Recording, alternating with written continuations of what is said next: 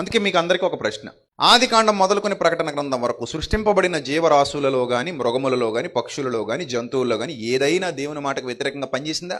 మీకు డౌట్ వచ్చేయచ్చు, మరి సర్పము యెహోవా చేసిన వాటిలో భూజంతువులన్నిటిలో సర్పము యుక్తి గలదై ఉండెను అని ఉంది కదండి బైబిల్ గ్రంథంలో అంటారు. సర్పాలు అన్నాడా, సర్పము అన్నాడా? సర్పాలు అన్నాడా, సర్పము అన్నాడా? సర్పము అన్నాడు. అంటే ఆ ఒక్కదాని గురించే మాట్లాడుతున్నాడు. ఆ ఒక్కటి అపవాదికి దేవుడు ఏర్పాటు చేసిన ప్రత్యేకమైన సాధనం. ఆదామవ్వలు గెలవాలి, ఇతడు పరీక్ష పెట్టాలి. పరీక్ష పెట్టడానికి దురాత్మకు కూడా ఏం కావాలి? ఒక సాధనం కావాలి. ఆ సాధనాన్ని దేవుడు ప్రత్యేకంగా దానికి మాత్రమే అప్పగించేశాడు.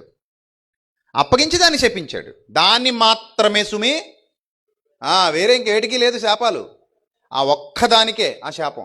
అలాగనుకుంటే ఇప్పుడు కోట్లాది పాములు ఉన్నాయి, సర్పాలు, వాటన్నిటినీ అపవాది ఆవహించేస్తే మనం ఇక్కడ ఉంటామేంటి? ఇశ్రాయేలీయులు అరణ్యంలో చచ్చిపోయినట్టు చచ్చిపోవాలి.